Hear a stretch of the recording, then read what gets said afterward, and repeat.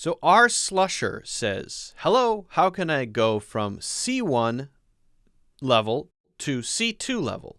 Thank you, love your classes, and thank you very much for saying that, Slusher, much appreciated. Let's do a quick review of what this C1 level, C2 level thing is to begin with, okay? So what I want to do is share with you an image. I'm going to show you a picture, and that will at least give you a sense for what the CEFR framework is and what R. Slusher means when he or she says C1, C2. So if you're a beginner, you're A1. Absolute beginner. If you know a few more words, you can speak a little bit, you're A2.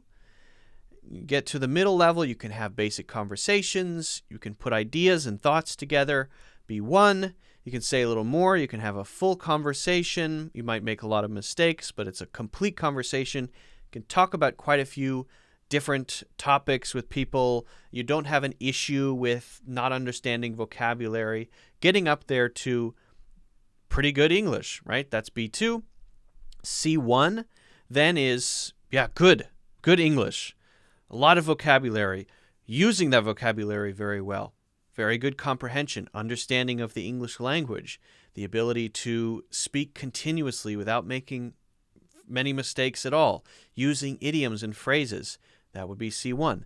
C2 then is essentially what we can use to say perfectly proficient. That means you essentially make as many mistakes as a native English speaker makes. I make mistakes, so everybody makes mistakes. You make the average number of mistakes, but you have a full command over the language. You know most of the words and phrases that you need. Apologize for the siren going by. It's someone who's a B1, and it's a B1 emergency. They're being rushed to the B2 emergency room. So that is a very difficult level to achieve because it's not only learning words and phrases, it's not only learning confidence and being able to have conversations. It's much more than that. This is what's called the last mile problem. The last mile problem is this problem of trying to get from C1 to C2, which is understanding all of the cultural references, all of the things that make native English sound native, all the things that native English speakers know growing up. That's the sort of stuff that they get with a background of literature, with a background of a lifetime of experience being immersed in the language. So it's very difficult, and the only way to get there is to immerse yourself in the language. So if you're hoping to get from C1 to C2 with books, forget about it. If you're hoping to get from C1 to C2 without reading, when I say books, by the way, I mean grammar books. I mean English study books. If you hope to get from C1 to C2 without reading some literature and enjoying it and reading for fun, forget about it. If you try to get from C1 to C2 without getting into English-speaking culture in some way, interacting online, watching a lot of videos, all of that stuff, playing video games, using English in your daily life almost constantly, if you're not doing that, forget about it. All of that stuff, immersion, using it constantly, writing, reading, practicing it all the time, surrounding yourself in the language, jumping into the swimming pool of the language in terms of vocabulary and phrases, of course, but also culturally. Very, very important. You have to know a lot more than someone who's at C1.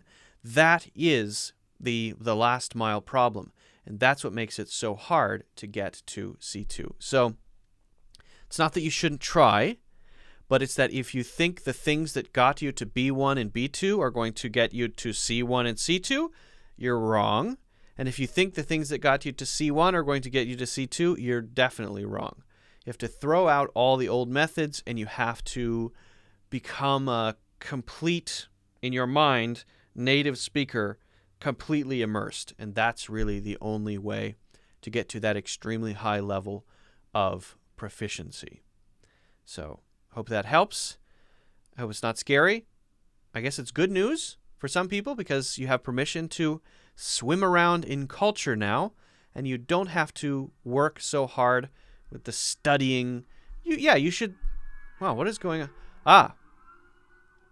That is the person who tried to go to C2, but they didn't make it. They're going back to the C1 emergency room. They're heading back the other direction.